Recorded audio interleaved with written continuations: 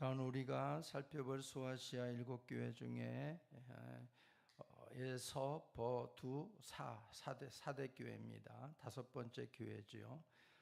이 사대 교회에 오늘 보내는 말씀이 우리가 읽었던 말씀인데요. 이 사대라고 하는 도시가 어떤 도시인가? 우리가 보니까 사대라고 하는 도시는 중심 골짜기의 그 바닥, 그 도시의 중심 골짜기의 바닥으로부터 무려 300m가 솟아올라서 그 높이에 건설된 도시로 알려지고 있습니다. 그러니까 이게 솟아올라가지고 300m 높이에 건설된 도시라고 하면은 우리가 어떻게 이 도시가 형성됐는가를 우리가 대략적으로 생각할 수 있을 겁니다. 남쪽을 제외하고는 다 수직 높이의 암벽으로 되어 있는 그러한 난공불락의 도시로 이렇게 전해지고 있는 곳이 바로 사대라고 하는 도시입니다. 그러니까 이 사대라고 하는 도시는 남쪽 길 빼놓고는 올라갈 길이 없는 거예요. 등반을 하지 않는 이상은 올라갈 수가 없는 곳이 바로 이 사대라고 하는 특별한 도시로 기록이 되고 있습니다. 그래서 이곳에 성경에 나오는 여러분 페르시아 고레스 있죠. 페르시아 고레스가 이 사대라고 하는 도시를 점령을 했어요. 그런데 어떻게 점령을 했냐면은 그도 아주 정말 뛰어난 이 군사력을 가지고 있는 이 고레스도 처음 이 사대라는 곳을 점령할 때에 한 2주 동안은 굉장히 고생을 했다고 그래요. 2주 동안은 굉장히 고전을 면치 못하고 어떻게 그 많은 병력을 가지고서도 오로지 길은 남쪽 하나뿐이니까 그리고 그때는 2주 동안 고생할 동안에는 남쪽에 길이 있는 것도 몰랐어요. 삼면이 결국에는 암벽으로 돼 있으니까 수직 높이의 암벽으로 돼 있으니까 절벽으로 돼 있으니까 사면이 절벽으로 돼 있는 줄 알았어요. 이 고레스가. 그래서 아무리 병사를 많이 데리고 오면 뭐 하겠어요. 사면이 절벽인데. 그러니까 2주 동안은 이것을 점령하지 못하고 고전을 면코 있는데 어느 날 갑자기 그 사대라고 하는 도시 꼭대기에서 투구 하나가 탁 떨어지더라는 거예요. 투구 하나가. 병사가 잘못해가지고 투구를 하나 떨어뜨린 거예요. 밑으로. 그래가지고 그것을 주술라고 남쪽 길로 몰래 내려온 거예요. 병사가. 그것을 누가 봤냐면은 페르시아의 바로 군인이 그것을 목격한 겁니다. 그래서 그것을 고레스에게 알리게 된 거죠.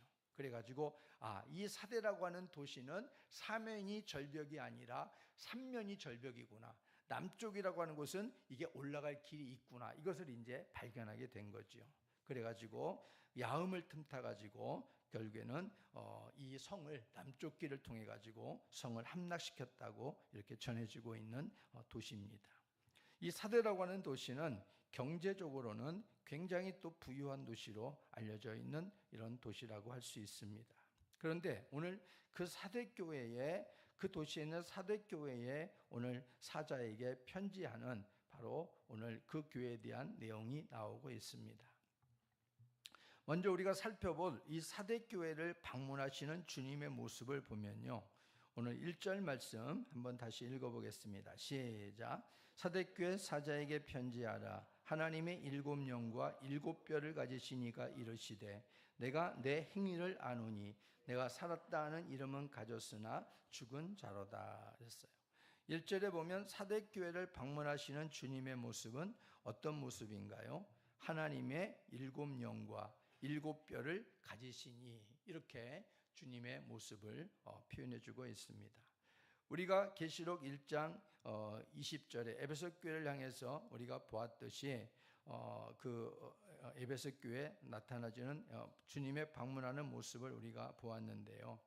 7별이라고 하는 것은 7별, 7별은 7사자라 그랬어요. 7사자를 말하고 있는 것이다.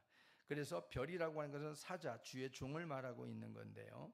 이 7별은 바로 7교회의 사자, 이것을 말하고 있는 것이고, 그리고 7영이라고 하는 것은 바로 이 7이라고 하는 것은 우리가 일반적으로 하늘의 완전수다 이렇게 말을 하지요. 그래서 7영이다 이런 것은 완전하신 성령님을 의미합니다. 완전하신 성령님. 그래서 하나님의 7영과 7뼈를 가지신 이가 이르시되 이렇게 말하는 것은 완전하신 성령께서 교회 사자들을 자기의 소유로 삼고 붙들고 계심을 말씀하고 있는 것이지요.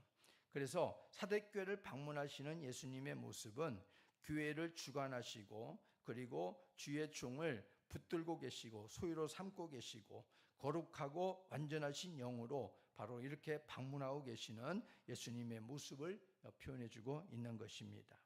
교회는 우리가 사람들이 모이는 모임이잖아요. 그리고 공동체지만은 이곳에 하나님의 영이 있는 곳과 하나님의 영이 없는 곳과는 이게 굉장한 차이가 있는 것이지요. 교회는 하나님의 영이 거하셔야 되는 곳이 교회입니다. 하나님의 영이 떠나면 세상의 모임과 전혀 다를 바가 없는 곳이 되는 겁니다. 그래서 우리가 하나님의 성령이 너희 안에 거하시는 것을 너희가 알지 못하느냐, 이렇게 사도 바울이 고린도 교회 성도들에게 이런 말을 하고 있는 것을 우리가 볼 수 있는 것이지요. 저와 여러분 안에 주의 성령이 거하신 줄로 믿습니까? 그러면 여러분들이 바로 그게 교회인 거예요. 여러분들이 그래서 어디로 움직이든지 움직이는 성전이 여러분들인 겁니다. 그래서 그 교회가 움직일 때마다 하나님의 나라가 확장되고 주의 복음이 증거되는 바로 그런 교회가 되기를 주의 이름으로 축복합니다. 교회는 언제나 완전하신 주의 영의 임재하심을 기대하고 주님의 통치를 받기를 소원하는 마음으로 세워져 있는 곳이 되어야 된다라는 것이지요. 거룩하신 성령님이 우리의 교회를 통치하여 주옵소서. 나 개인의 성령님이 거하시는 성전에도 그렇지만은 우리 교회, 그런 영적인 교회들이 모여있는 이 건물적인 교회에도 바로 거룩하신 성령님이 임재하셔서 우리를 통치하여 주옵소서. 바로 이것이 우리의 간절한 기도가 되어야 될 줄로 믿습니다. 그래야 이 교회에서 드리는 예배가 의미가 있는 것이고 여러분들이 말씀을 듣는 것이 의미가 있는 것이고 우리가 하나님 앞에 우리가 경배하는 것이 의미가 있는 겁니다. 성령님이 계셔야지 그 성령님의 임재 속에 우리가 더 하나님의 놀라운 은혜를 우리 속에 우리가 다시 한번 경험하고 영광을 돌릴 수 있는 그런 자리가 될 수 있는 겁니다. 그래서 오늘 사대교회를 방문하시는 주님의 이 모습은 아주 완전하신 성령님께서 바로 7별을 소유하고 붙들고 계시는 간섭하시는 가운데에 바로 사대교회를 방문하고 계신다. 완전하신 주의 성령께서 이 사대교회를 지금 관할하고 있다 하는 것을 말씀해 주고 있는 것이지요. 그럼에도 불구하고 사대교회에 대한 주님의 평가는 오늘 어떻게 나타나고 있는가를 보면요. 오늘 보니까 1절에 읽었지만은 첫 번째로 내가 살았다는 이름은 가졌으나 죽은 교회다. 이렇게 책망이 먼저 나오고 있지요. 이것은 우리가 유명무실한 교회다. 주님이 그렇게 사대교회를 평가하고 있는 겁니다. 사대라고 하는 이름의 뜻은 살아남아있다 이런 뜻이에요. 살아남아있다. 그러니까 이름은 유명하잖아요. 이름은 유명하지만 주님께서 보실 때에는 아무런 그런 살아있는 모습을 볼 수 없는 죽은 교회다. 무실한 교회다. 주님께서 그렇게 보고 있다 이런 말입니다. 그러니까 이 이름은 살아남아있다라는 이름을 갖고 건물적인 교회는 세워져 있지만은 그러나 성도들 모두가 바로 예수에 대한 신앙을 다 잃어버리고 예수님과의 관계가 끊어진 죽은 교회로 나오고 있다는 것입니다. 1절 하반절에 보니까 내가 내 행위를 아노니 내가 살았다는 이름을 가졌으나 죽은 자로다. 이게 바로 완전하신 성령님께서 사대교회를 방문하시면서 바로 정확한 눈으로 보시면서 바로 판단한 결과입니다. 그래서 사대교회는 우리가 참 본받고 싶지 않은 교회입니다. 사대교회는 정말 우리가 절대로 본받아서는 안 된 교회다 이런 말이죠. 이들의 신앙의 모습은 철저하게 형식만 남은 신자로 변해버렸어요. 형식만 남은 거. 그러니까 뼈만 앙상하게 남아있는 어떻게 보면은 완전히 죽어가는 거의 죽어가는 그러한 모습들로만 지금 채워져 있는 거예요. 그러니까 이 사대교회를 보시는 이 하나님의 완전하신 성령님의 그 마음이 얼마나 아프실까 하는 것을 우리가 생각해 볼 수 있는 것이죠. 하나님께서 하나님의 교회를 보실 때 가장 아파하시는 마음은 뭘까요? 그것은 교회가 뼈만 앙상하게 남아있는 거예요. 하나님의 그러한 영적인 근력이 없이 건강한 모습, 건강한 미를 잃어버리고 그냥 죽어가는 시체처럼 그렇게 뼈만 앙상하게 남아있는 모습들을 보는 겁니다. 영적으로. 그러니까 사대교회는 앞서 말했듯이 경제적으로는 부유한 도시였어요. 그러니까 성도들도 아마 그래도 잘 먹고 잘 살지 않았겠습니까? 그런데 예수님께서 보실 때, 성령님께서 보실 때는 너희들은 죽은 자다, 이렇게 평가하고 있다는 것입니다. 이것이 바로 예수님이 우리를 볼 때에 가장 가슴 아파하는 거예요. 우리가 영혼을 바라보면 어떤 영혼이 가장 가슴 아픈가요? 죽어가는 영혼, 예수의 생명을 전해도 그 생명을 받아들이지 않는 영혼, 자기가 죽어가고 있는데 그 죽어가고 있는 것을 모르는 영혼, 그 영혼을 바라보는 게 우리는 가장 가슴 아픈 것이죠. 가슴 아파야 되는 것이고, 너는 죽어라, 나만 살면 된다, 이게 아니고, 우리는 예수의 생명으로 산 자가 되었는데 그 예수의 복음을 전해도 그 복음이 얼마나 중요한지도 모르고, 자기가 지금 죽어가고 있다는 사실조차도 느끼지 못하면서 복음을 거부하는 자들을 바라보면 이게 바로 우리의 아픔이고 우리의 이것이 고통이 되어야 될 줄로 믿습니다. 오늘 주님께서 사대교회를 바라볼 때의 고통이 그거인 거예요. 예수님의 피값으로 사가지고 세웠는데 처음에는 아마 이들이 그랬겠어요? 처음에는 그러지 않았을 것입니다. 그런데 점차 갈수록 보게 되어지니까 사대교회는 죽어가는 거예요. 죽어가는 거예요. 그래서 오늘 이 철저한 형식만 남은 성도로 변해서 진정한 헌신이 사라져버린 완전한 죽은 교회, 그러니까 오늘 살아있다 하는 이름은 가졌으나 죽은 교회다, 이런 주님의 평가는 뭐냐면 건물에 십자가는 달려있지만은 그 안에 들어가 보니 다 시체밖에 없더라, 이거와 똑같은 거 아니겠어요? 건물의 교회는 딱 붙어가지고 예배하러 들어가다 딱 주님이 방문해 보니까 다 시체만 질비하게 있는 거예요. 얼마나 주의 마음이 아프시겠습니까? 성자 어거스틴은 다음과 같은 명언을 남겼어요. 사탄은 죽은 성도는 건드리지 않는다. 사탄은 죽은 성도는 찝쩍거리지도 않는다, 이렇게 말하고 있어요. 우리가 시험을 당하고 고난을 당하는 것, 우리가 살았다는 증거인 거예요. 원수마귀 우리를 자꾸 찝쩍거리고 건드린다는 건 뭐예요? 우리 예수의 신앙이, 예수의 믿음이 그래도 건드릴 만큼 살아있다, 이런 증거 아니겠어요? 그러니까 오히려 우리는 원수마귀로부터 우리는 검증받는 거예요. 그러니까 고통받고 여러분들이 시련을 당해도 할렐루야 하면서 우리가 그 고통을, 어려움을 예수를 믿고 우리가 주님을 의지하면서 이겨내는 신앙이 되어야 될 줄로 믿습니다. 죽어가는 성도를 사탄이 건드릴 이유가 없지 않겠어요? 죽어가는 것을. 그래서 사대교회는 사탄이 건드릴 필요가 없는 교회였어요. 건드리지 않아도 죽어가고 있는데 뭐하러 건드려요? 힘을 빼고.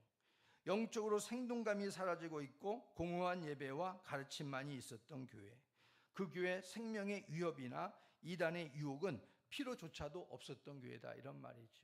이단이 몰래 들어가가지고 많은 성도들을 막 미혹을 시키고 막 이렇게 와해시키고 이럴 필요성도 없는 거예요. 사대교회는 자체적으로 죽어가고 있었으니까.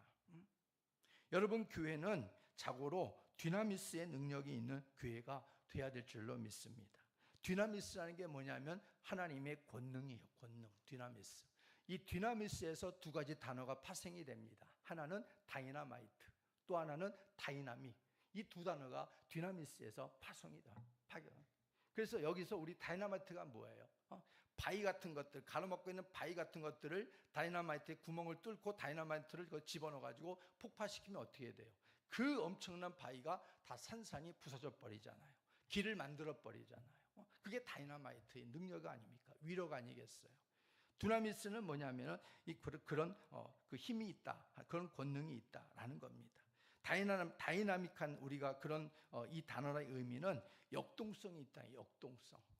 역동성, 활력이 넘친다. 하나님 말씀은 활력이 있고 좌우의 날선 검보다도 예리하며 그랬는데 바로 이 활력이 넘치는 게 바로 다이나믹한 이런 우리의 신앙이 되어야 된다, 이런 말이죠. 그래서 하나님의 성령의 권능을 우리가 받으면 이 다이나마이트 그리고 다이나믹한 이 부분들이 두 가지가 하나님의 은혜 가운데 우리에게 임하게 된다는 겁니다. 초대교회 모습을 보게 되어지면은 이 두나미스의 능력이 임하게 되니까 다이나마이트 같은 폭발력이 생겼고 다이나믹한 바로 활력이 생겼어요. 신앙의 역동성이 생겼습니다. 핍박을 하고 환란을 하고 죽이려고 그러면은 주랭랑을 쳐서 내빼면서 복음을 또 전하고, 또 가서 또 잡으려고 그러면 또 주랭랑 치고 거기 또 복음을 전하고, 이러면서 하나님의 복음을 오히려 핍박을 받으면 받을수록 도망치는 곳곳마다 복음이 전해지고 교회가 세워지는 거예요. 이게 얼마나 역동성이 있어요. 얼마나. 이게 바로 하나님의 dynamis의 권능을 받은 하나님의 사도들의 모습인 줄로 믿습니다. 교회는 이 부분들이 회복될 수 있도록 우리는 하나님 앞에 간절히 기도할 수 있기를 주의 이름으로 축복합니다. 하나님, 나에게도 dynamis의 능력을 주옵소서. 우리 교회에도 dynamis의 능력을 주시옵소서. 그래서 예수 그리스도의 참된 생명력인 복음의 능력을 회복하는 일에 힘을 쓰게 도와주시고, 성령의 새롭게 하심을 통해서 날마다 새로워지는 교회가 될 수 있도록 도와주옵소서. 이 기도가 저와 여러분의 기도가 되어야 될 줄로 믿습니다. 로마서 12장 2절 말씀 한번 읽어볼까요? 시작. 너희는 이 세대를 본받지 말고 오직 마음을 새롭게 함으로 변화를 받아 하나님의 선하시고 기뻐하시고 온전하신 뜻이 무엇인지 분별하도록 하라. 우리가 하나님의 선하시고 기뻐하시고 온전한 뜻이 무엇인지 분별하도록 위해서는 먼저 선행돼야 될 것을 말씀해 주지요. 오직 마음을 새롭게 해야 된다, 이렇게 말씀해 주잖아요. 마음을 새롭게 하시는 그 주역이 누구예요? 성령님이시잖아요. 성령님. 말씀과 더불어서 성령께서 우리 가운데서 임하셔서 우리를 새롭게 하시고, 그래서 날마다 새로워져서 변화된 모습으로 만들어주시는 그 성령님께서 우리 가운데 임하실 때에 바로 이러한 은혜가 임하게 될 줄로 믿습니다. 그래서 우리는 날마다 성령의 은혜를 구해야 되는 것입니다. 성령의 은혜를 구해서 하나님, 나와 우리 교회 위에 dynamis의 하나님의 능력이 임하게 도와 주옵소서. 그래서 이 사대교회는 바로 그게 필요했던 거죠. 어쩌면 사도교회 처음에는 바로 남아있다라는 이 이름의 뜻으로 모아서 처음에는 아마 이런 능력을 가지고 행사했는지도 모르겠어요. 그런데 지금의 현재는 바로 그렇지 못했다, 이런 것이요. 다 모든 것들을 잃어버리고 맥없이 이제는 바로 시체처럼 이렇게 젖어 있는 이런 모습들, 이런 모습들이 바로 이 사대교회의 모습이었다는 것입니다. 그리고 두 번째 보니까 사대교회 책망이 뭐냐면은 2절 말씀 읽어볼까요? 시작. 너는 일깨어 그 남은 바 죽게 된 것을 굳건하게 하라. 내 하나님 앞에. 두 번째 사대교회 책망이 뭐예요? 내 행위에 온전한 것을 찾지 못하였노니 그랬어요. 이건 무슨 말이에요? 바로 그들의 나타나지는 행동의 모든 것들이 온전한 게 하나도 없다는 거예요. 농부가 힘써가지고 과일을 따가지고 과일을 바구니에 한 바구니 채워놨는데 과일을 먹으려고 상품 가치를 좀 따져가지고 팔으려고 보니까 과일이 100개가 들어있는데 100개 중에 성한 과일이 하나도 없는 거예요. 하나도 없어. 상품 가치가 하나도 없는 거예요. 그와 똑같은 것입니다.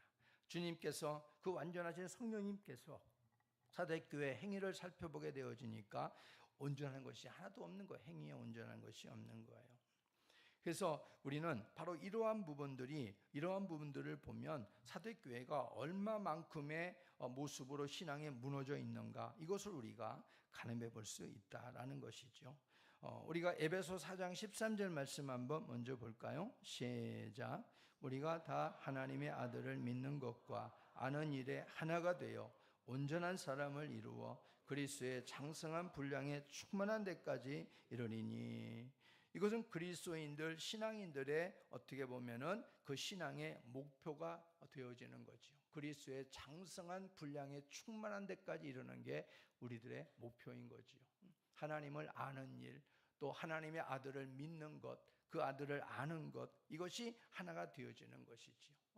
우리가 그래서 믿는 것과 아는 것이 하나가 되어져서 온전한 사람을 이루어서 그리스도의 장성한 분량에 충만한 데까지 이르는 것, 이게 바로 온전한 그리스도인의 모습인 것이죠. 장성한 분량의 그런 성장하는 신앙의 모습인 겁니다.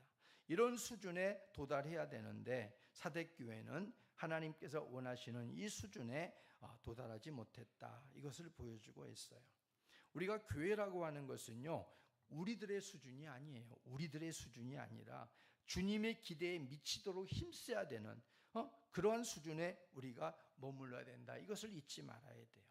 자꾸 어떤 교회는 자꾸 자기들의 수준을 따져요. 자기들의 수준. 우리들의 수준은 이런데 당신들의 수준은 어느 정도냐. 이렇게 인간의 어떠한 수준을 잣대를 대는 교회도 있어요. 근데 교회는요, 우리들의 수준이 아니에요. 우리들의 수준이 아니라 바로 주님의 수준에 우리가 맞춰야 된다 하는 것을 잊지 말아야 됩니다. 우리들의 행위로는 온전함을 이룰 수 없는 인생들입니다. 우리가 행위로 어떻게 온전함을 다 이룰 수 있겠어요? 언제나 주의 말씀을 의지하고 그분의 온전함을 닮아가도록 힘쓰는 것, 그게 바로 우리가 할 수 있는 최선의 최대의 모습이 아니겠는가, 이런 말이죠. 근데 이 사대교회는 이런 부분이 아예 없었던 거예요. 이런 어떠한 열정이 전혀 이게 없는 거예요. 한번 해볼까? 이런 마음조차도 없는 거예요. 이러면 안 되지? 이런 마음조차도 없는 거예요. 사대교회는. 그러니 주님 보실 때 가망성이 지로인 거예요. 가망성이. 그러니 얼마나 불쌍한 교회예요. 얼마나 가슴 아픈 교회냐, 이런 말이에요. 근데 생명은 까딱까딱 붙어 있는 거예요. 까딱까딱 붙어 있는 거예요. 그러니까 교회의 수준은 언제나 건물의 크기와 외형에 있지 아니함을 우리는 항상 잊지 말아야 돼요. 이 유대인들은 이 교회의 수준을 그들의 예루살렘의 건물의 크기와 외형에 두었어요. 이 예루살렘이 얼마나 멋지게 지어졌어요. 얼마나 크게 지어졌어요.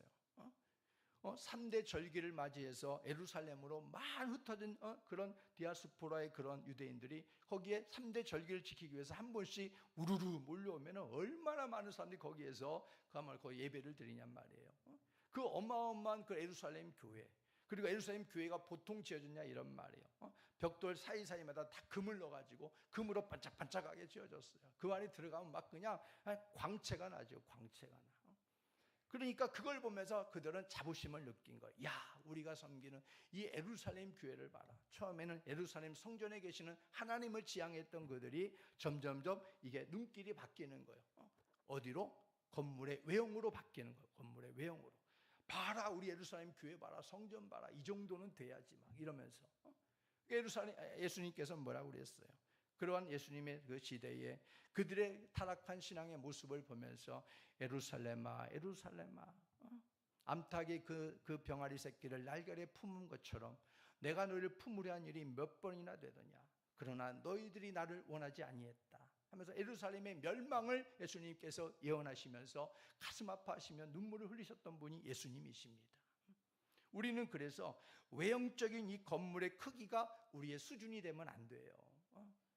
외형적인 건물의 수준이 아무리 운동장같이 우리가 건물을 지었고 아무리 금으로 도배를 했다고 해도 이것 가지고 단 한 톨의 말도 우리는 해서는 안 돼요. 우리 교회는 금붙이로와 치장을 했어. 우리 교회는 세상에서 가장 비싸, 가장 멋져. 이런 자랑은 하지 마세요. 하지 마세요. 이런 자랑 하지 마세요. 주님 볼 때에 주님께서 뭐라고 하실지를 한번 귀담아 들어보세요. 야, 그 자랑하기 전에 내 신앙의 수준 좀 자랑했으면 좋겠다. 주님이 그러실지도 모르잖아요. 그러니까 우리 교회의 수준은 건물의 크기와 외형에 있지 않아요.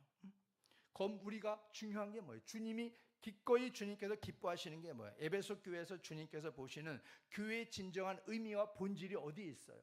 이 건물에 있나요? 아니면 건물에 들어오는 구원받은 여러분 각자에게 있나요? 한번 해보세요. 어디에 있어요? 여러분 각자에 있는 거예요.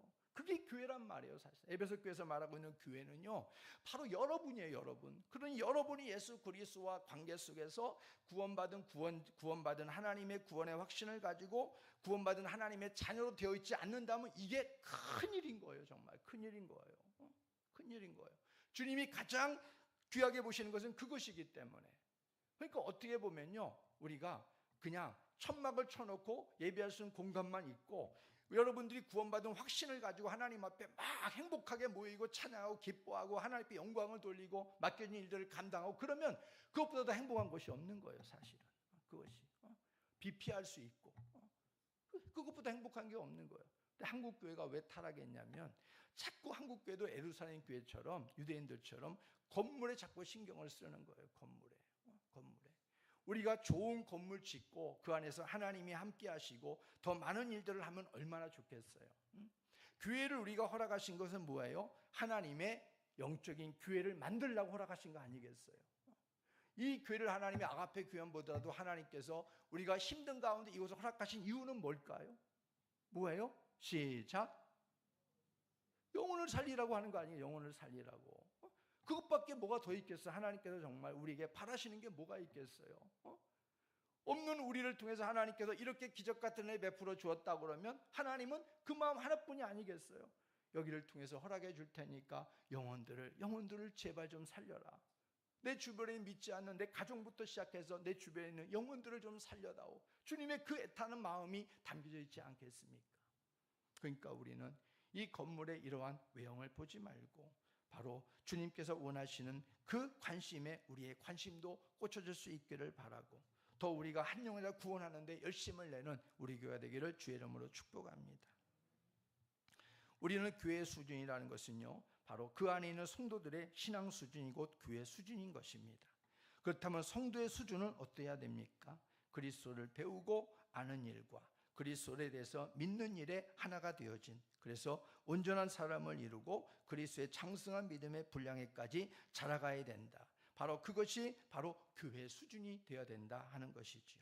그래서 우리 아가페 교회는 정말 주님께서 보실 때에 행위에 온전한 것이 없다, 이 평가를 받지 않고 언제나 볼 때에 바로 그리스도의 온전한 장성한 분량에 충만한 데까지 이른 교회로 주님께서 인정하시는 그런 교회가 되기를 주의 이름으로 축복합니다. 세상적인 수준은요, 교회 안에서는 모두 배설물처럼 여겨야 돼요. 세상적인 수준은 교회 안에 세상적인 수준을 가지고 와가지고 우리가 수준 높다 어떻다 이런 얘기는 하지 말아야 돼요. 세상의 수준은 교회 안에서는 다 배설물이에요. 배설물. 그리스도 안에서 우리들의 믿음의 수준을 세워가는 교회가 되어야 된다, 이런 말이죠. 당신과 나 우리 모두가 함께 그리스도 안에서 주님이 원하시는 믿음의 수준을 세워갑시다. 그래서 주님께서 인정하시고 축복하시는, 성령님이 충만하게 임재하시는 그런 믿음의 수준을 세워가는 우리 교회가 되게 합시다. 이런 것에 우리가 열심을 낼 수 있는 아가페가 되기를 주의 이름으로 다시 한번 부탁을 드립니다. 그래서 오늘 행위에 온전한 것이 없는 이 사대교회를 보면 정말 가슴이 주님이 얼마나 미어질까 하는 생각이 들어져요. 세 번째 우리가 볼 것은 뭐냐면 사대교회에 대한 예수님의 권면이 나오고 있어요. 권면이 나오고 있는데 바로 읽었던 2절의 앞부분입니다. 너는 일깨어 그 남은 바 죽게 된 것을 굳건하게 하라 그랬습니다. 여기서 너는 일깨어 그랬어요. 일깨어라고 하는 이 말은 현재 시제로 쓰고, 현재 시제, 다시 말해서 항상 정신을 차리고 있으라 이 말이에요. 항상 현재, 지금 눈 뜨고 있는 현재에 항상 정신을 차리고 있으라. 이 말이 뭐냐면 일깨어라는 말이에요. 일깨어. 매일매일 내가 눈 뜨고 있는 그 현장이 바로 일깨어 이렇게 말하고 있는 거예요. 그리고 그 남은 바 죽게 된 것을 굳건하게 하라 그랬어요. 남은 바 죽게 된 것, 이게 뭐냐면 형식적인 것이 되었지만은 명분상으로나마 붙들고 있는 예수 신앙에 대해서 더 이상 악화되지 않도록 회복해야 된다. 그것을 붙들어야 된다. 이렇게 주님께서 말하고 있는 거예요. 이것은 어떻게 보게 되면 이들에게 일말의 어떠한 신앙적인 부분을 주님께서 그것까지 일말이지만은 그것이라도 잃지 말아다오, 주님이 그렇게 당부하고 있는 내용이시죠. 우리는 늘 안일함에 젖어들기가 쉬워요. 이만하면 됐어 하는 것 말입니다. 그렇지만 우리들의 신앙은 이만하면 된 신앙은 없어요. 날마다 고치고 날마다 개선할 부분들을 발견하고 부지런히 고쳐가는 것이 신앙생활이 돼야 된다 하는 것입니다. 아마 사대교회가 이렇게까지 처참하게 신앙이 무너질 수밖에 없었던 이유는 아마 그들 속에 잔재해 있는 이 안일함이 가장 큰 한몫을 하지 않았을까 생각이 들어져요. 이만하면 됐어 하는 것, 뭐 이쯤이야, 뭐 이만하면 이 정도면 됐지 하는 것, 이런 안일함이 자꾸 이들을 좀먹고 파고들어서 이렇게까지 되지 않았을까. 이만하면 됐어, 이 안일함이라고 하는 건요, 우리가 정말 완전히 점차적으로 시간이 지나면 우리를 신앙적으로 완전히 무장해제를 시켜버리게 만드는 겁니다. 이것은 이 안일함이라는 것은요, 외부의 칼날이나 외부의 총칼이나 이것보다 더 무서운 거예요. 이건 내부의 적이거든요. 내 안에 있는 적이거든요. 교회 안에 있는 적입니다. 이 안일함은 뭐냐면은 서로 간섭도 안 하는 거예요. 당신도 편하고 나도 편하고, 이렇게 내버려 두는 거예요. 내버려 두는 거예요. 그러면 스스로 숲으로 자포자기하고 스스로 넘어지는 거예요. 스스로. 이렇게 되어져 버린 교회가 사대교회라 말할 수 있다, 이런 말이죠. 그래서 바로 우리는 부지런히 우리의 잘못한 부분들은 고치고 또 개선하고 또 다시 주님을 또 붙들고, 이런 신앙생활이 우리가 하나님 앞에서 이런 모습들이 일어나야 될 줄로 믿습니다. 변화라고 하는 것은 좋은 변화는 좋은 거지요. 나쁜 변화는 나쁜 변화지만 좋은 변화는 있어야 되는 것이 아니겠습니까? 근데 이들은, 사대교회는 나쁜 변화는 받아들였지만은 좋은 변화는 받아들이지 않은 교회다, 이런 말이에요. 그러니까 망하게 되어지는 거예요. 우린 나쁜 변화는 NO 하고 좋은 변화는 YES 하면서 받아들여야 되지 않겠어요? 좋은 변화는 얼마든지 우리를 개선할 수 있도록 만드는 거기 때문에 좋은 변화는 우리가 하나님 앞에서 힘을 써야 될 줄로 믿습니다. 근데 문제는 뭐냐면 나쁜 변화는 별로 힘이 안 들어요. 근데 좋은 변화를 시키려면 힘이 들어가요. 힘이 들어가. 우리가 좀 고생이 좀 따라요. 땀이 따라요. 수고가 따른다, 이런 말이에요. 그러니까 좋은 변화를 안 하려고 하고, 좋은 변화를 안 하려고 하면 자동적으로 나쁜 변화로 그냥 빠져들게 되어지는 거예요. 그러니까 이게 하나님 앞에서 이 두 가지는 아주 미묘한 차이점을 갖고 있지만은 우리가 이 두 가지의 정확한 분별을 가지고 우린 좋은 변화를 위해서 힘써야 되는 교회가 될 줄로 믿습니다. 그래서 사대교회는 아예 그럴 마음이 없는 교회였던 거지요. 누가 뭐라고 하는 사람도 없고 그냥 형식의 틀 안에서 교회 이름만 걸고 있는 교회였다, 이런 말입니다. 우리는 이런 교회를 좋아하는 성도들도 있어요. 사실 이런 교회를 아유, 간섭하지 마, 내 신앙은 내가 알아서 할 테니까 내버려둬, 이런 교회를 좋아하는 사람들도 있다니까요. 그러니까 우리 이런 교회를 좋아하면 안 됩니다. 이런 교회를, 우리의 신앙을 잘못하면은 그렇게 하면 안 되지요. 다시 분발하셔야지요. 이렇게 해줘야 되잖아요. 그런데 간섭하지 마, 내 거는, 내 신앙은 내가 할 테니까 당신은 당신 거나 해, 그러면서 완전히 전혀 간섭을 안 하는 거예요. 이게 얼마나 편한 신앙이에요. 그죠? 편한 신앙이 여러분 좋으신가요? 편한 신앙이 뭐가 좋아요? 우리가 하나님 앞에서 하나님이 우리에 대해서, 하나님이 그래, 너희들은 양이니까 내가 그냥 알아서 풀어놓을 테니까 알아서 살고 알아서 먹으라 그러면 우리가 편할 것 같죠. 처음에는 편해요, 어떻게 보면. 근데 양이, 목자가 관심 밖에 있다 그러면 양은 어떻게 된 거예요? 그 순간부터 죽는 거 아니겠어요? 뭐 들짐승들이 타깃이 되는 거 아니겠어요? 들짐승들이 죽는 것은 시간 문제가 아니겠습니까? 그러니까 우리는 주님의 간섭을 받는 게 우리에게 행복인 줄로 믿습니다.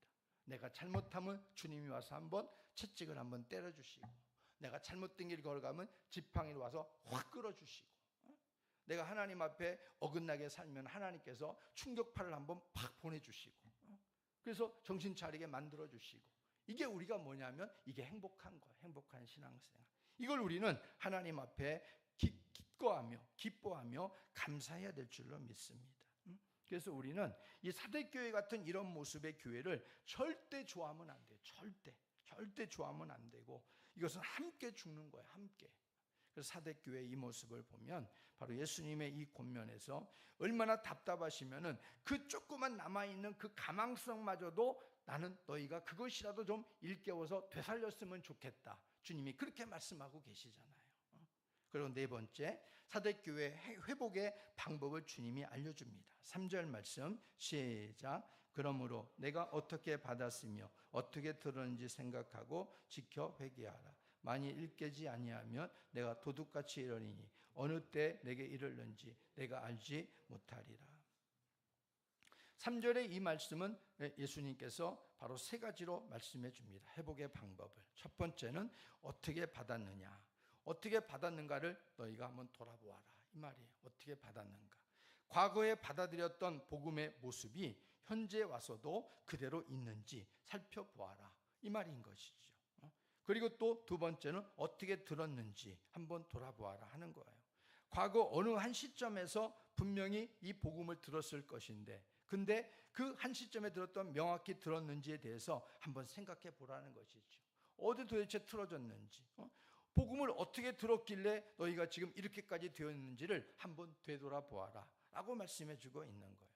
그러니까 이들이 복음을 정말 듣는 일에 있어서 중요성을 주님이 강조하는 게 이거인 거죠. 어떻게 들었는지 한번 돌아보아라. 제대로 들었다고 그러면 너희들이 여기까지 이룰 수 없을 텐데 어떻게 들었는지 한번 생각해 봐라. 그러니까 여러분들이, 우리는 늘 성경을 통해서 교훈하시고 있는 내용은, 우리가 하나님의 말씀을 들을 때나 하나님께 나와서 예배할 때나 이것은 또 있겠지 이게 아니에요. 또 들을 수 있는 기회가 또 있겠지 이게 아니에요. 또 예배할 수 있는 시간이 또 있겠지 이게 아니에요. 뭐라고요? 오늘이 마지막일 수도 있겠지, 이렇게 드리라는 거예요. 예배를 오늘 마지막 들을 수 있는 복음이겠지, 이렇게 들으라 이거예요. 그럼 우리가 그것을 섣불리 들을 수 있겠어요? 그렇게 못하잖아요. 오늘이 끝인데, 오늘이 끝인데. 그런 마음으로 우리가 들어야 된다는 거죠. 그런데 사대교회는 보니까 그렇게 듣지 않았다라는 것을 우리가 생각해 볼 수 있어요. 우리들의 기억이라고 하는 것은요, 세월 따라 희미해져 가지만은 무엇보다 주의 복음과 말씀에 대해서는 어떻게 들었는지를 잘 기억하고 잊지 않는 삶이 필요함을 사대교회를 통해서 보여줍니다. 아무리 모든 것들이 희미해져 가도 나의 주님의 십자가의 은혜, 십자가를 통한 주의 복음, 이런 것들은 우리 속에 늘 남아 있어야 되잖아요. 여러분, 정여순 권사님 방문을 다녀오신 분 계시겠지만은 가서 물어보면서 이렇게 기도해 드리면서 보면은 너무너무 감사하고 다행이에요. 얼굴에 그래도 웃음기도 생기시고, 이제 나는 천국에도 여기서도 더 살다 가시겠습니까? 아니면 천국에 빨리 가는 게 좋겠어요? 천국에 빨리 가야지요, 그러더라고. 그분은 구원의 확신이 있는 거예요. 이제 구원의 확신이 있는 거예요. 그리고 주님께서 자기를 위해서 하신 일을 알고 있더라고요. 알고 있어요. 주님이 날 위해서 내 죄 때문에 십자가 달려 죽어주셨습니다. 이걸 분명하게 알고 계셔요. 이런 것들은 우리가 세월이 가도 우리의 기억력에서 반듯하게 우리가 새겨져 있어야 될 것인 줄로 믿습니다. 그러니까 이 땅에서 우리가 겉으로 육신의 모습을 볼 때에는 이제 병들어서 돌아가시는 것이 안타깝고 치근해 보일지라도 저는 그렇게 생각되지 않아요. 정말 이제 평안한 그곳으로 하나님이 부르시면 얼마나 행복할까, 그런 생각이 들어요. 이 땅에 무슨 미련이 있어요? 주님께서 하실 일이 있어서 뭔가 이 땅에 남겨주어서 우리의 생명이 연장돼서 지금 있는 것뿐인데, 이 땅에 주님께서 맡겨진 일들이 다 끝나면 주님께서 우리들도 오라 하면 우리는 가야 될 사람들인데, 주님의 그 나라에 가게 되면 얼마나 좋은 일이, 행복한 일이, 얼마나 평안함이 기다리고 있느냐, 이런 말이죠. 그래서 우리는 바로 이 땅에 머물러 있는 동안에는 어떻게 해서든지 주의 복음, 주의 말씀에 대해서 우리가 듣는 일에 우리가 최선을 다하고, 듣는 것을 통해서 우리가 하나님의 은혜를 따라 살아가는 일에 최선을 다하는 우리 신앙이 되기를 바랍니다. 나의 신앙생활이 과거에 듣고 받았던 복음과 은혜, 그 은혜가 현재에 와서도 그대로 이어져 가고 있는가, 그렇지 않은지를 살펴야 된다는 얘기입니다. 그때 우리에게 하나님의 말씀이 어떻게 들렸는지를 생각해 보아야 됩니다. 그때는 하나님의 복음의 말씀이 나에게 힘있게 능력있게 작동했는데 지금은 그 말씀이 그렇게 작동되지 않고 있다면 왜 그런가를 살펴보라는 얘기죠. 살펴보라는 얘기입니다. 그리고 세 번째는 회복의 방법이 뭐라고 되어 있어요? 생각하고 지켜 회개하라. 이것은 현재 명령형입니다. 다시 한번 용기를 내서 진리 앞에 순종의 삶을 살라, 이렇게 말씀해 주고 있습니다. 사대교회를 통해서도 우리들이 분명하게 볼 수 있는 것은 참된 회개와 돌이킴이 없이는 교회의 신앙의 회복은 어렵다, 이것을 분명하게 보여주고 있어요. 참된 회개, 참된 돌이킴이 없이는 교회의 신앙의 회복은 어려운 거예요.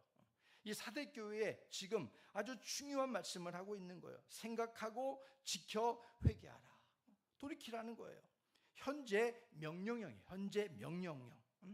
그러니까 생각하고 돌이키고 지켜내는 삶은 지금도 여전히 모든 교회들에게 있어서 현재 진행 명령형으로 우리에게 주신 것입니다. 이 당시에 사대교회도 마찬가지지만 너희가 서 있는 자리에서 계속해서 너희들이 생각하고 지켜서 회개하라, 돌이켜라 하고 계속 말씀해 주고 있는 것, 이것이 오늘 우리들에게도 이어지고 있는 거예요. 현재 진행 명령형으로. 이러한 주님의 회복의 방법을 주셨음에도 불구하고 정신 차리고 경계하지 아니하면 오늘 뭐라고 말씀해 주고 있어요? 내가 누구같이 임한다? 도둑같이 이르리니. 도둑같이 이르리니. 도둑같이 이른다. 이렇게 말해주고 있어요. 이 말씀의 의미가 뭐예요? 보면은 어느 때 내가 이르는지 내가 알지 못하리라. 이 말을 하고 계시잖아요. 그러니까 이 말은 무슨 말이냐면 바로 준비되지 않은 때에 주님이 와서 너희가 구원받기가 어렵게 될 것이다. 이 말을 하고 있는 거 아니겠어요? 도둑같이 온다. 예수님이 왜 우리에게 도둑같이 와요? 믿음의 구원 준비한 사람에게는 주님을 떳떳하게 신랑 되신 주님을 우리가 기쁨으로 맞이할 수 있는 거지요. 근데 준비가 안 된 사람은 주님이 언제 올지를 모르니까, 맞이할 그때를 모르니까 이때를 놓쳐버리게 되는 거예요. 그래서 깨어있지 못하게 되어져서 도둑같이 오시는 주님을 맞이할 수밖에 없는 거죠. 이 말은 결국 낭패를 당한다 이런 말. 낭패를 당한다. 여러분, 10처녀를 보게 되어지면 5처녀는 기름 준비했고 5처녀는 기름 준비 안 했어요. 그러니까 기름을 사러 간 사이에 5처녀, 기름 준비한 5처녀가 여분의 기름을 가지고 등불을 밝히고 있는 사이에 신랑이 왔습니다. 그 5처녀를 데리고 들어갔어요. 문이 닫히고 난 다음에 5처녀가 헐레벌떡 기름을 사가지고 왔습니다. 근데 문은 닫히고 신랑은 사라지고 없는 것이죠. 그 꼴이 된다 이런 말이에요. 그 꼴이 된다. 주님을 우리의 구원의 주로 우리가 맞이하기를 원하고 지금까지 신앙생활 해왔는데 도둑같이 주님이 오신다면 얼마나 낭패스럽겠어요. 그러니까 구원 준비를 제대로 하지 아니하면 이렇게 된다라고 사대교회에게 말해주고 있는 겁니다. 그래서 우리들은 바로 기름 준비 잘해서 5처녀의 지혜로운 처녀처럼 신랑 되신 예수님을 제때 맞이할 수 있는 깨어있는 성도들이 되어야 될 줄로 믿습니다. 그래서 여기 사대교회 이러한 안타까운 모습에 우리가 조금도 여기에 닮아가는 모습이 기웃거리는 모습이 있어서는 절대 안 된다라는 겁니다. 그리고 5번째, 사대교회에 대한 주님의 칭찬이 나오고 있어요. 자, 이런 교회에도 칭찬이 있어요. 4절 말씀 읽어보겠습니다. 시작. 그러나 사대 그 옷을 더럽히지 아니한 자 몇 명이 내게 있어 흰 옷을 입고 나와 함께 다니리니 그들은 합당한 자인 영고라. 야, 놀랍지 않습니까? 이 사람들은 정말 하나님 앞에서 인정받는, 아주 정말 인정받는, 우리가 본받을 만한 신앙인이라고 하는 것이죠. 이런 가운데 어떻게 여기서 그 신앙을 지니고 이렇게 있었을까 생각해 보게 되어지면 정말 놀랍고 놀랍지 않을 수 없습니다. 이 사대 이 도시에서는 의복이 더러운 자를 시민 명부에서 삭제했다는 내용이 있어요. 옷이 더러운 사람들은 사대라고 하는 그 도시에서는 더러운 자를 붙잡히면은 그 사람은 그 사대라고 하는 도시의 시민 명부에서 삭제해 버릴 정도였어요.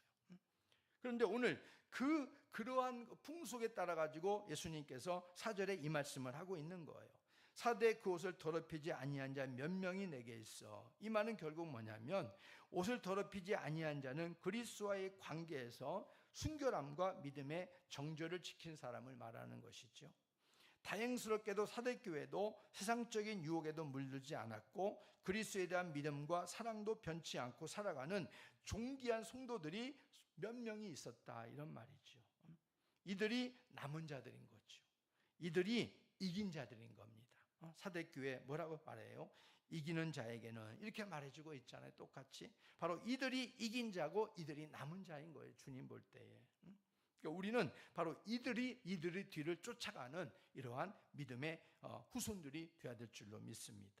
예수님께서는 이런 존귀한 자들에게 뭐라고 말씀해 주시고 있냐면 흰옷을 입고 함께 다니게 하실 것이다 이렇게 말씀해 줘요. 여기 흰옷이라는 것은 뭐냐면은 바로 하나님의 의로움, 생명, 승리, 영광 이것을 상징하고 있는 겁니다.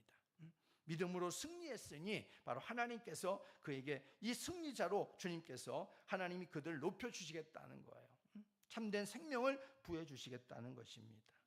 그래서 우리는 바로 이런 사람이 되어야 될 줄로 믿습니다. 그래서 여기 5절 말씀 읽어보겠습니다. 시작. 이기는 자는 이와 같이 흰옷을 입을 것이요 내가 그 이름을 생명책에서 결코 지우지 아니하고 그 이름을 내 아버지 앞과 그의 천사들 앞에서 시인하리라. 참 얼마나 영광스럽냐 말이에요. 그야말로 완전히 무너져간 이런 교회 속에 바로 보석 같고 진주 같은 존재들이 있었다, 이런 말이죠. 그래서 오늘 우리들도 오늘날 끝까지 주께 대한 믿음의 정절과 사랑을 지켜야 되고, 우리 주님과 함께 영원한 생명에 참여하는 자들이, 사람들이 다 되어야 될 줄로 믿습니다. 그래서 이 사대교회처럼 바로 여기 흰옷을 입을 성도들, 그리고 그 생명록에 온전하게 기록되어지는 바로 구원에 이르는 사람들, 바로 이런 사람들은 오늘 사대교회를 보면요, 바로 소수다 하는 것을 우리가 눈여겨볼 수 있어요. 소수다. 흰옷을 입고 하나님의 참 생명을 얻고 구원에 들어갈 자, 승리자는, 결국 이기는 자는 많다 적다, 소수다. 이 말은 무슨 말이에요? 오늘날 우리가 교회라고 하는 전체적인, 우리가 우주적인 교회 안에서도 볼 때, 우리가 하나님 앞에서 우리가 살아가는 이 땅의 그런 우리가 건물적인 교회 안에서 우리가 바라보게 될 때, 세상에 있는 그 건물적인 교회 안에서 바라보게 될 때에 많은 예수 믿는다고 하는 사람들이 다니고 있지만은, 그러나 그곳에서 정말 이렇게 이기는 자로서 흰옷을 입고 생명록에 기록된 그런 구원받은 자는 결코 많지 않을 것이다 하는 것을 우리가 생각해 볼 수 있지 않겠습니까? 그러니까 우리는 이 구원의 길이 좁은 길이라고 말하는 것이고, 구원의 길에는 좁은 길이기 때문에 많은 이들이 찾지 않는다는 것이 맞는 것이 되는 것이지요. 그러나 우리는 그 길을 가야 되고, 그 길에서 이기는 자가 되시기를 주의 이름으로 축복합니다. 그래서 오늘 5절 6절에서는 바로 사대교회에 대한 주님의 약속이 나오는데, 바로 그 약속이 이기는 자와 잘 듣는 자의 공식이 나오고 있습니다. 잘 이기는 자는 바로 흰옷을 주실 것이다. 그리고 생명록에서 반짝반짝 그 이름을 하나님께서 존귀하게 만들어 주실 것이다. 그리고 잘 듣는 자는 어떻게 하는가? 바로 하나님 앞에서 바로 오늘 뭐라고 말씀해 주고 있냐면은, 자 6절 말씀도 같이 읽어보겠습니다. 시작. 성령이 하시는 말씀을 듣는 자, 이렇게 말씀해 주고 있죠. 모든 7교회 동일합니다. 귀가 있다고 해서 다 잘 듣는 게 아니고, 잘 들으려고 애쓰는 자들이 잘 듣는 겁니다. 그러니까 자꾸 이 말씀을 지금 하고 있는 거예요. 우리들은 성령께서 들려주시는 주의 말씀을 잘 깨달아서 잘 들어야 되는 거죠. 아까 우리가 이 사대교회 주님이 책망하시는 가운데 이 사대교회가 회복할 수 있는 방법 중에 하시는 말씀이 있었어요. 그게 뭐냐면 어떻게 들었는지 돌아보라는 거죠. 어떻게 들었는지. 성령께서 하시는 말씀을 잘 들었다면은 아마 사대교회는 이렇게까지는 처참하지 않았을 것이라는 것이죠. 그래서 여전히 오늘날 우리들에게도 바로 이기는 자라는 것은 결국 오늘 여기서 보면 이기는 자는 결국 잘 듣는 자다, 이렇게 우리가 연관을 지을 수 있다는 겁니다. 잘 듣는 자는 이기는 자가 될 수 있다, 이렇게 지금 말하고 있는 거예요. 사대교회는 이기는 자도 되지 못했고 잘 듣는 자도 되지 못했다. 그런데 사대교회 소수의 사람, 흰옷을 입고 주의 생명록에 기록된 사람들이 있었는데, 이들은 이기는 자였고 잘 주의 말씀을 경청하여 듣는 자들이었다, 이렇게 말씀해 주고 있는 것이죠. 그래서 우리는 우리의 신앙생활에 정말 귀를 잘 세우고 날마다 주의 말씀을 잘 듣고 잘 깨달아서 신앙이 날마다 주님이 인정하시는 모습으로 회복되는 이김이 있기를 주의 이름으로 축복합니다. 이제 한 주간 또 세상에 나가서 여러분들이 살아가는 삶의 현장에서 우리가 사대교회를 또 생각하면서 우리가 정말 유명무실한 신앙인이 아니라 이기는 자, 잘 하나님의 말씀을 듣고 새기면서 또 그 말씀을 가지고 승리하는 자로 여러분들이 삶의 현장을 이겨낼 수 있기를 주의 이름으로 축복합니다. 기도합니다.